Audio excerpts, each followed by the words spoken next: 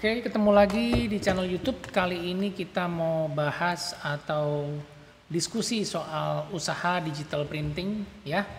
Buat pengguna printer yang ada di rumah dan juga untuk pemula.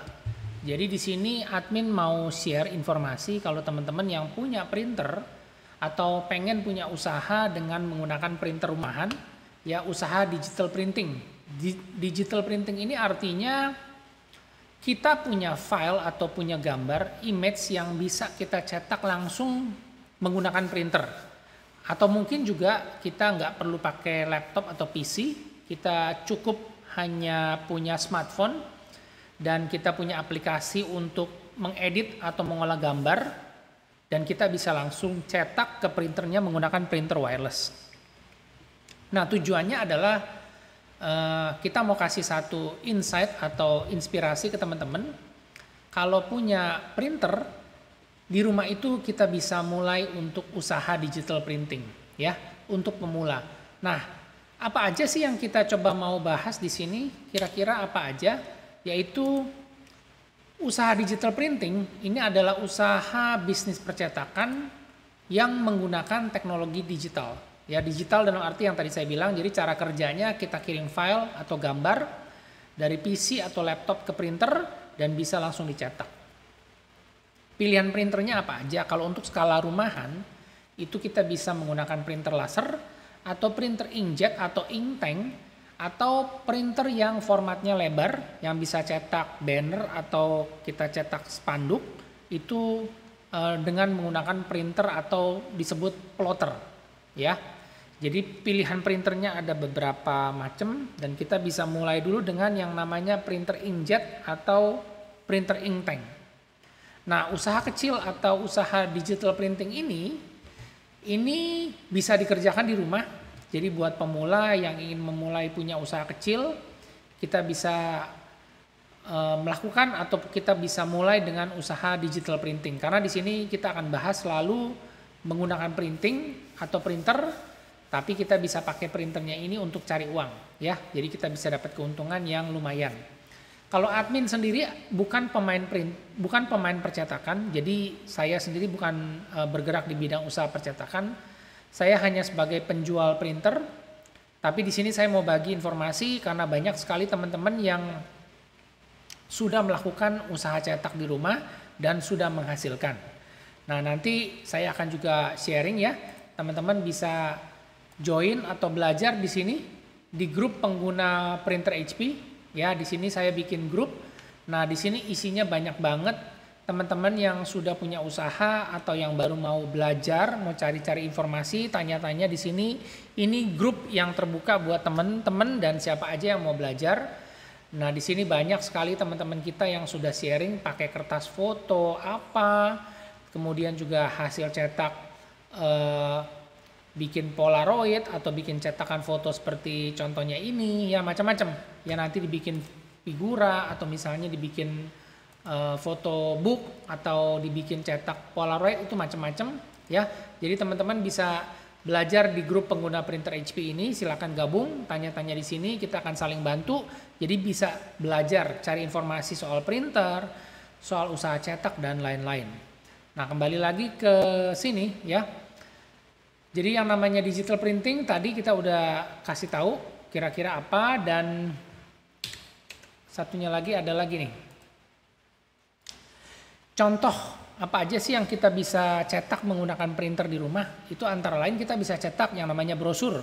Kita bisa cetak stiker ya, stiker untuk label yang bisa ditempel di buku, di gelas minuman atau mungkin juga di nasi box atau di tempat-tempat makanan buat promosi.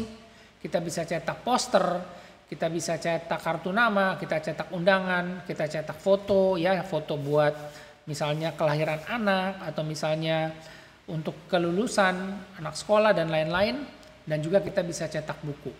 Ya, jadi lingkupan kerjanya itu luas ya untuk digital printing, dan yang pasti karena kita banyak menggunakan berbagai macam jenis kertas, ya mungkin juga kita bisa cetak di atas bahan plastik atau mungkin bahan fleksi ya, kita mau cetak spanduk atau cetak banner atau kita cetak stiker yang bisa kita tempel di kaca.